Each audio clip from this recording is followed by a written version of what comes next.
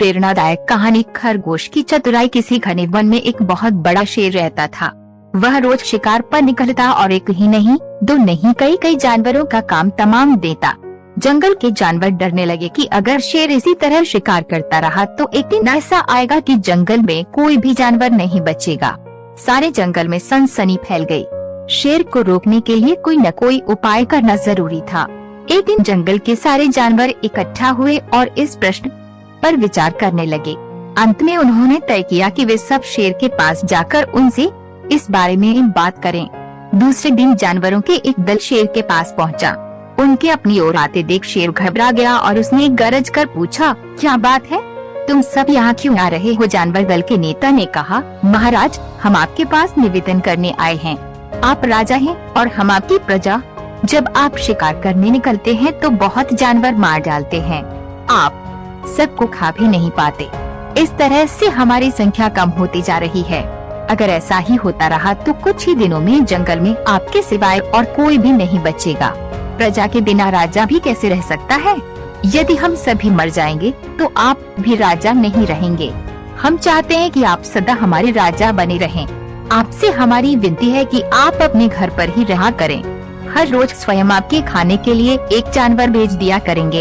इस तरह से राजा और प्रजा दोनों ही चैन से रह सकेंगे। शेर को लगा कि जानवरों की बात में सच्चाई है।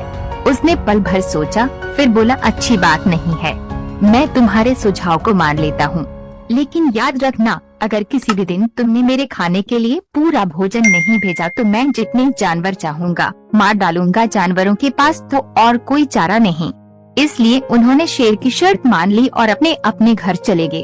उस दिन से हर रोज शेर के खाने के लिए एक जानवर भेजा जाने लगा।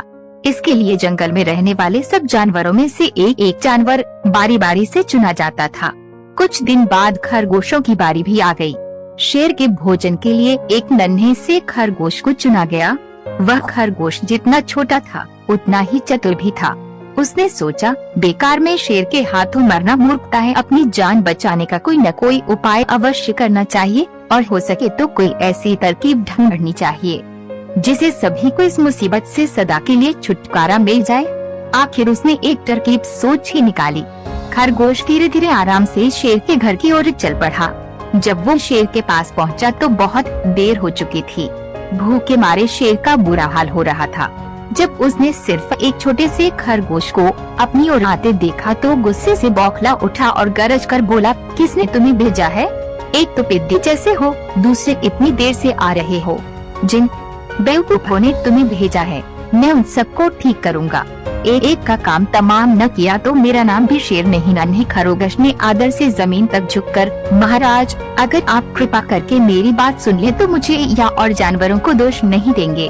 वे तो जानते थे कि एक छोटा सा खरगोश आपके भोजन के लिए पूरा नहीं पड़ेगा, इसलिए उन्होंने 6 खरगोश भेजे थे। लेकिन रास्ते में हमें एक और शेर मिल गया। उसने 5 खरगोशों को मारकर खा लिया। ये सुनते ही शेर दहाड़ कर बोला, क्या कहा? दूसरा शेर? कौन है वह? तुमने उसे कहाँ देखा? महाराज, वह तो बहुत ही बड़ा शेर है। खरगोश ने कहा, वह जमीन के अंदर बनी एक बड़ी गुफा में से निकला था। वह तो मुझे ही मारने जा रहा था, पर मैंने उससे कहा, सरकार, आपको पता नहीं कि आपने क्या अंधेर कर दिया है। हम सब अपने महाराज के भोजन के लिए जा रहे थे, लेकिन आपने उनका सारा खाना खा लिया है। हमारे महाराज ऐसी बातें सहन नहीं करेंगे।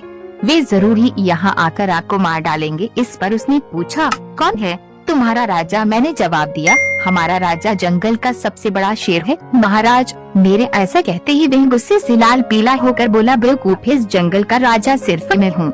यहाँ सब जानवर मेरी प्रजा है। मैं उनके साथ जैसा चाहूँ वैसा कर सकता हूँ। जिस मूर्ख को तुम अपना राजा कहते हो उस चोर को मेरे सामने हाजिर करो। मैं उसे बताऊंगा कि असली राजा कौन है। महाराज, इतना कहकर उस शेर ने आपको लिवाने के लिए मुझे यहाँ भेज दिया। खरगोश की बात सुनकर शेर को बड़ा गुस्सा आया और वह बार बार गरजने लगा। उसकी भयानक गरज से सारा जंगल दहलने लगा। मुझे फौरन उस मूर्ख का पता बताओ। शेर ने दहाड़ कर कहा, जब तक मैं उसे जान से न मार दूंगा मुझे चैन नहीं मिलेगा। बहुत अच्छा महाराज, खरगोश ने कहा, मौत ही उस दुष्ट की सजा है। अगर मैं और बड़ा और मजबूत होता तो मैं खुद ही उसके टुकड़े टुकड़े कर देता। चलो रास्ता दिखाओ, शेर ने कहा। फौरन बताओ किधर चलना है। इधर आइए महाराज, इधर। खरगोश रास्ता दिखाते हुआ शेर को एक कुएं के पास ले गया और बोला, महाराज वह दुष्ट शेर जमीन के नीचे किले में रहता है, जरा सावधान रहिएगा। किले में छुपा दुश्मन खतरनाक होता है, मैं उसे निपट लूंगा। शेर ने कहा, तुम ये बताओ कि वह कहाँ? पहले जब मैंने उसे देखा था तब तो वह यहीं बाहर खड़ा था, लगता है आपको आता देखकर वह किले में घुस गया। आइए मैं आपको दिखाता हूँ। खरगोश ने कुएं के नजदीक आकर शेर से अंदर झांकने के लिए कहा। शेर ने कुएं के अंदर झांका तो उसे कुएं के पानी में अपनी परछाई दिखाई दी। परछाई को देखकर शेर जोर से दहाड़ा। कुएं के अंदर से आते हुए अपने ही दहाड़ने की गूंज सुनकर उसने समझा कि दूसरा शेर भी दहाड़ रहा है। दुश्मन को तुरंत मार डालने के इरादे से वह फौरन कुएं में कूद पड़ा। कूदते ही पहले तो वह कुएं की दीवार से टकराया, फिर धड़ाम से पानी में गिरा और डूबकर मर गया। इस तरह चतुराई से शेर से छुट्टी पाकर नन्हा खरगोश घर लौटा। उसने जंगल के जानवरों को शेर के मारे जाने की कहानी सुनाई। दुश्मन के मारे जाने की खबर से सारे जंगल में खुशी फैल गई।